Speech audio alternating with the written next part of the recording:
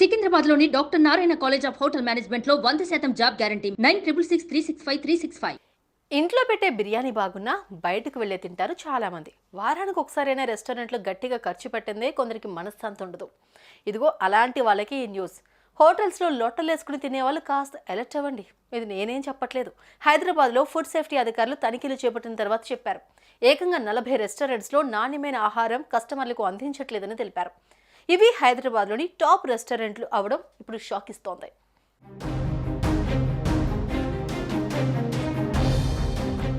హైదరాబాద్లో food safety అధికారుల దాడులు కొనసాగుతున్నాయి. State food safety task force, GHMC అధికారులు కలిసి హోటళ్లు, రెస్టారెంట్స్, బార్లు, పబ్బుల్లో తనిఖీలు నిర్వహిస్తున్నారు.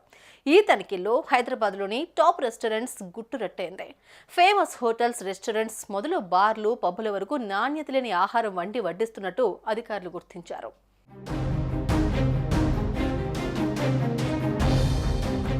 కిచెన్లో రోజుల పాటు అట్టే పెట్టుంచి పురుగుబట్టిన, పాడైపోయిన, కాలం చెల్లిన వస్తువులతో ఆహారాన్ని కస్టమర్లకు అందిస్తున్నారు. కడుపు కొడుతున్నప్పటికీ అదే టేస్ట్ అన్నట్లు కవరింగ్ చేస్తున్నారు. అలా గత నెల 16 నుంచి 90 చోట్ల అధికారులు తనిఖీలు చేయగా వాటిలో ఫుడ్ సేఫ్టీ నిబంధనలు పాటించిన 40 హోటళ్లపై కేసులు నమోదు చేశారు. వీటిలో ఎక్స్పైర్ అయిన ఆహారం, ఫుడ్ కలర్స్ యాడ్ చేస్తున్నట్లుగా తేలింది.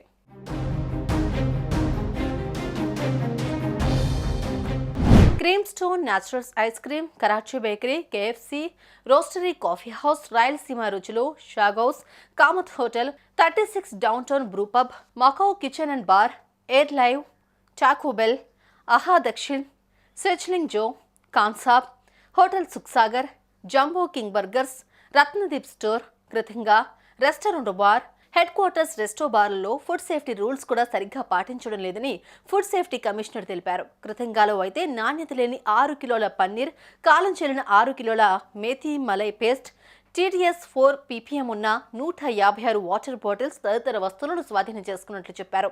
హెడ్ క్వార్టర్స్ రెస్టారెంట్ బార్లో ఎలాంటి లేబుల్స్ లేని వస్తువులను, సింథటిక్ కలర్లను వాడుతున్నట్టు గుర్తించారు.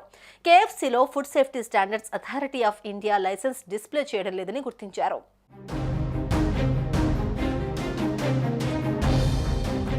పలుచోట్ల ఐస్ క్రీం నిల్వ యూనిట్లో బొద్దింకలను గమనించారు అధికారులు. Chicken, bulldog sauce, Mala's orange marmalade, టెప్రోస్ ఫిష్ సాస్, మయోనైజ్తో పాటు ఫంగస్ సోకిన జీడిపప్పు స్వాధీనం చేసుకున్నారు. పాడైపోయిన క్యారెట్లు, వండిన వెజిటేబుల్ బిర్యానీ ఫ్రిడ్జ్లో ఉంచడాన్ని గుర్తించారు. అంతేకాదు గోకుల్ చాట్, పిస్తా హౌస్లోనూ ఫుడ్ తయారీ విషయంలో మేనేజ్మెంట్లు నిర్లక్ష్యంగా వ్యవహరిస్తున్నట్టు గుర్తించారు.